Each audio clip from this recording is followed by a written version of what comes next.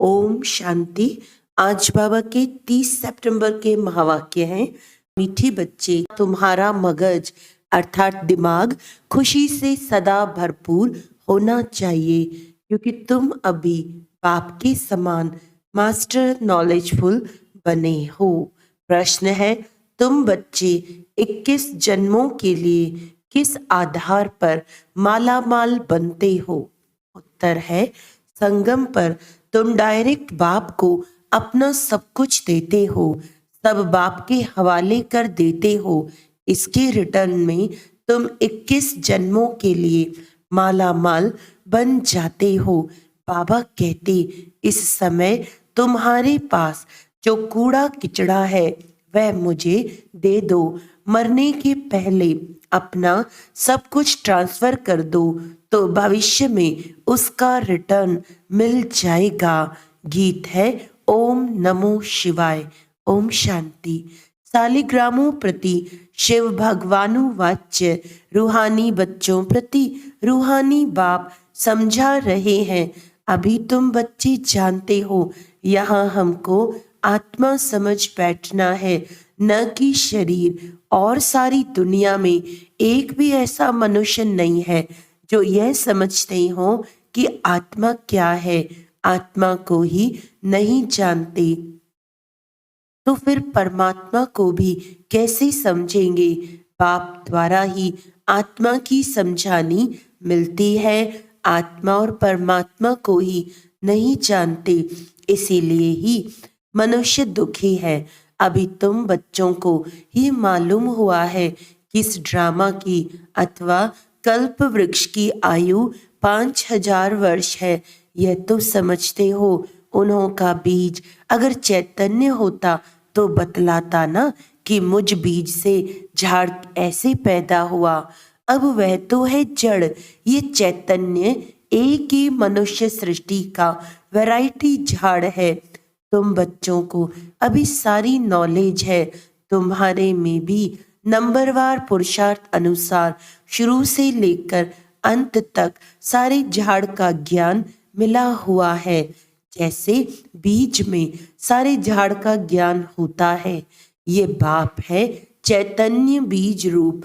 गाते भी हैं, परम पिता परमात्मा सच्चित आनंद स्वरूप है। निराकार की महिमा गाई जाती है। उनकी महिमा सबसे बिल्कुल ही न्यारी है।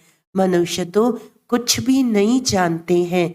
बल देवताओं को ये वर्षा यहाँ से ही मिलता है, परंतु उनको भी वहाँ यह ज्ञान नहीं रहता। वंडरफुल बात है ना। यहाँ अभी तुमको सारा ज्ञान मिलता है। बुद्धि में नॉलेज है। यह सृष्टि चक्र कैसे फिरता है। बाप आकर के नई राजधानी स्थापन करते हैं। तुम इस ड्रामा के एक्टर्स हो। सिर्फ तुमको ही ड्रामा के आदि मध्य अंत रचता और रचना का ज्ञान है, और किसको है नहीं। न शूद्र वर्ण को ये ज्ञान है, न देवता वर्ण को यह ज्ञान है। कोई सुनेंगे तो वंडर खाएंगे। मनुष्य कहते हैं ये त्योहार आदि जो मनाते हैं वे परंपरा से चले आए हैं, परंतु बाप समझाते हैं सतयुग में तो ये होते ही नहीं। त्योहारों को कोई जानते ही नहीं। अभी तो कहते हैं ना, ये दशहरा दिवाली आदि त्योहार आने हैं, वहां तो ये कुछ भी याद नहीं रहता। एकदम निष्फुरने यानी निश्चिंत हो राज्य करते रहेंगे। अभी यहाँ तुम्हारी बुद्धि का ताला खुला हुआ है। तुम एक्टर्स हो। इस ड्रामा के क्रिएटर, डायरेक्टर, मुख्य एक्टर्स, ड्यूरेशन आदि को जानते हो। यह नॉलेज जिसकी बुद्धि में रहेगी उनको अपार खुशी रहेगी। गॉडफादर को ही नॉलेजफुल ज्ञान सागर कहा जाता है। कौन सी नॉलेज है सिवाय तुम्हारे ये कोई भी समझ न सके। गॉड को ही नॉलेजफुल वर्ल्ड ऑलमाइटी अथॉरिटी कहा जाता है। तो नॉलेज किसकी है? सभी वेदों, शास्त्रों, ग्रंथों, सृष्टि के आदि मध्य अंत की। शास्त्रों में ये ज्ञान नहीं है, वह है ही भक्ति मार्ग के शास्त्र। सिर्फ पूजा करते रहो, बाकी रचयिता और रचना की नॉलेज कुछ भी नहीं है। तब तो ऋषि मुनि आदि भी कहते थे कि हम रचता और रचना को नहीं जानते, समझाने वाला एक ही बाप है। तो जानेंगे फिर कहाँ से? अभी तुम बाप द्वारा सुनते हो, फिर यह नॉलेज प्रायलोप हो जाती है। यह नॉलेज सिवाय तुम बच्चों के और कोई नहीं जानते।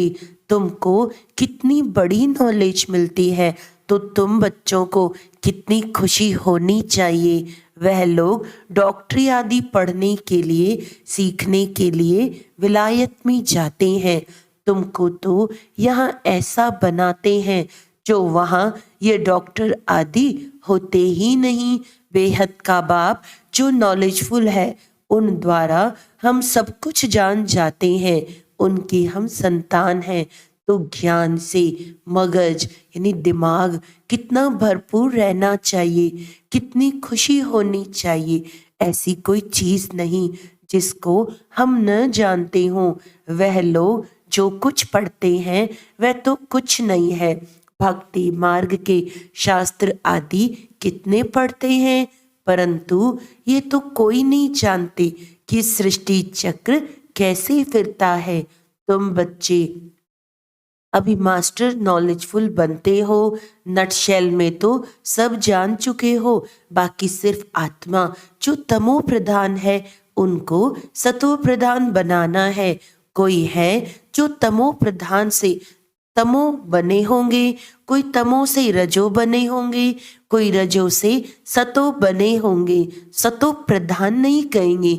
सतो प्रधान जब बन जाएंगे तो नंबरवार पुरुषार्थ अनुसार कर्मातीत अवस्था आ जाएगी। फिर तो नई दुनिया चाहिए राजाई के लिए। इसीलिए पुरानी दुनिया का विनाश होता है। जब ये यज्ञ पूरा होगा तो सारी पुरानी दुनिया की आहुति पड़ेगी। ये पढ़ाई पूरी हो जाएगी। फिर नंबरवार पुरुषार्थ अनुसार कर्मातीत अवस्था को पा लेंगे। जैसे वह भी इम्तिहान पास कर फिर ट्रांसफर हो जाते हैं, तुम भी मृत्युलोक से ट्रांसफर हो अमरलोक में चले जाएंगे। हम अमरलोक में थे, फिर 84 जन्म लेते लेते मृत्युलोक में आ गए हैं। तुम कहते हो अभी हम पढ़ रहे हैं, फिर अमरलोक में जाकर देवी देवता बनेंगे। बाप ही मनुष्य से देवता बनाते हैं। पतितों को पावन देवी देवता कौन बनाएगा? देवता तो यहाँ कोई है नहीं जो देवी देवता बनावे। लक्ष्मी नारायण चाहिए ना, वह तो यहाँ होते नहीं। तुम बच्चे जानते हो, इस समय बाप ही आकर पढ़ाते हैं, स्वर्ग का राज्य भाग्य देते हैं। स्वर्ग था लक्ष्मी नारायण का राज्य था ना, उन्हों की ये राजाई किसने स्थापन की? हेवनली गॉडफादर ने पैराडाइज सतयुग स्थापन किया। जहाँ देवी देवताएं राज्य करते थे, वहाँ दूसरा कोई खंड था नहीं, एक ही भारत था। तुम्हारी बुद्धि में है, हम जब राज्य करेंगे तो दूसरा कोई नहीं होगा। तुम्हारी बुद्धि में ये सारा झाड़ है, इसका बीज ऊपर में है, वह सत्य है, चैतन्य है। आत्मा भी इम्पेरिसिबल है, बाबा भी इम्पेरिसिबल है। जो बाबा में ज्ञान है वह तुमको सुनाते हैं। सारा झाड़ खड़ा है, बाबा ऊपर में है। इस समय मनुष्य तमो प्रधान कांटे हैं। झाड़ पुराना होने से जैसे सूख जाता है, इसीलिए इनको कहा जाता है कांटों का जंगल। वहाँ होता है फूलों का बगीचा, बागवान भी है। किसको खिवैया, किसको बागवान, किसको माली कहते हैं। बाप है खिवैया, तुम भी बोट चलाना सीख रहे हो।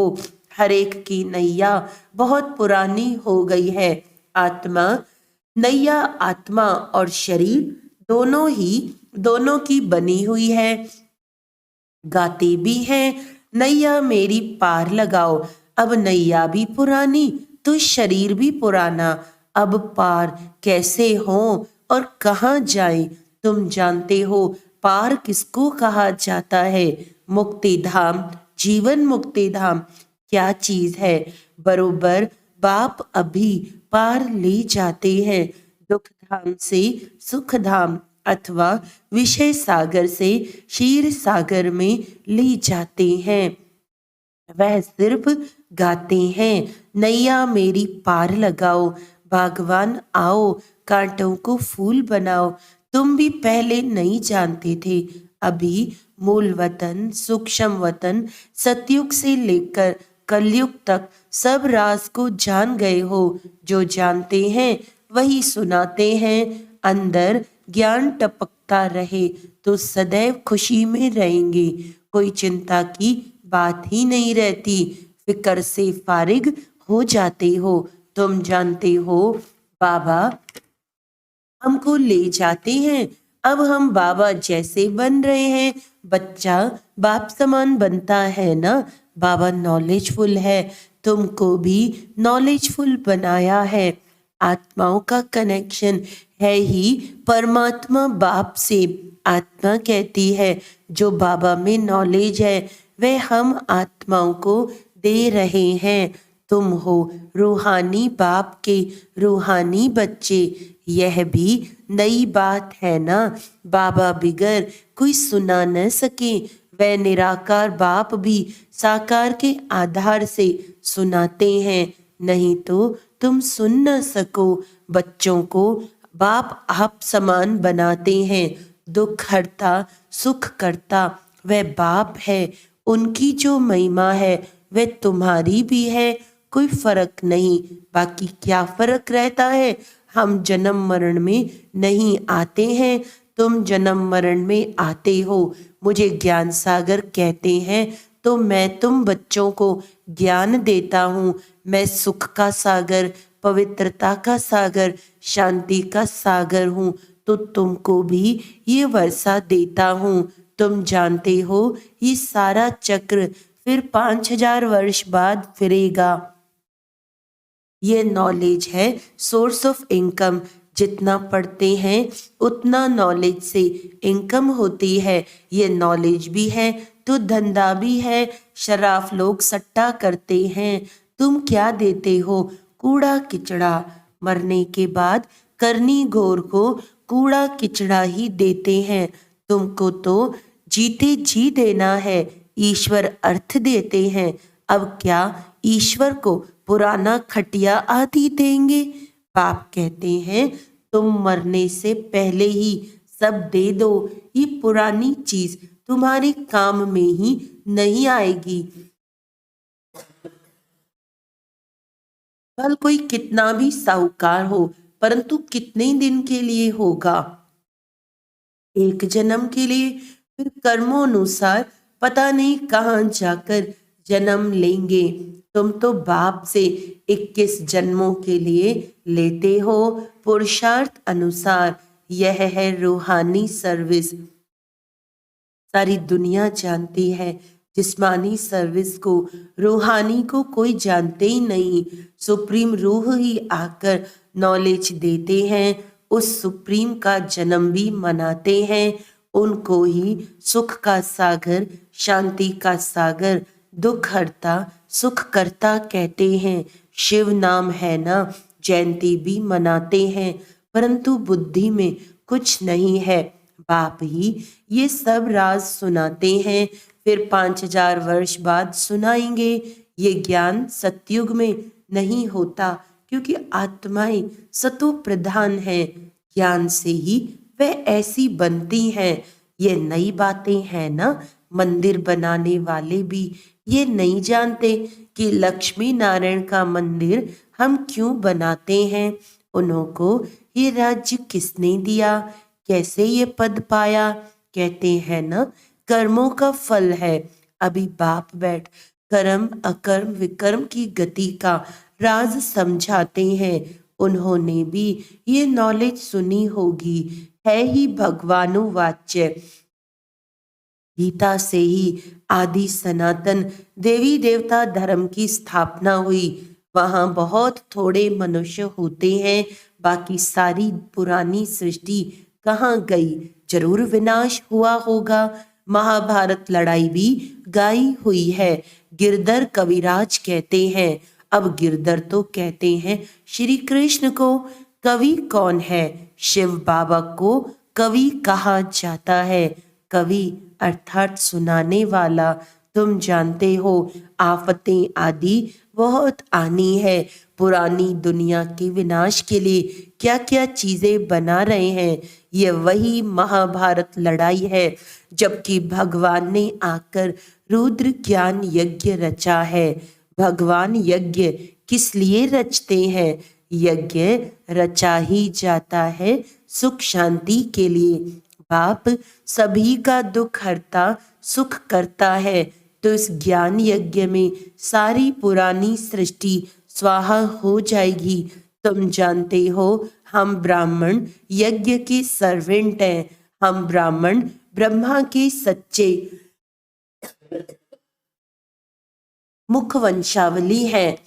तो बाबा जो मुख से कहे वे मानना पड़े। श्री श्री की श्रेष्ठ मत से ही हम श्रेष्ठ बन रुद्र की माला का दाना बनेंगे। सिजरा बनाते हैं, वासवानी सिजरा, कृपलानी सिजरा।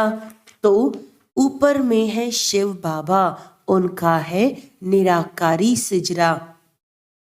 निराकारी सिजरा वह फिर साकारी सिजरा होता है।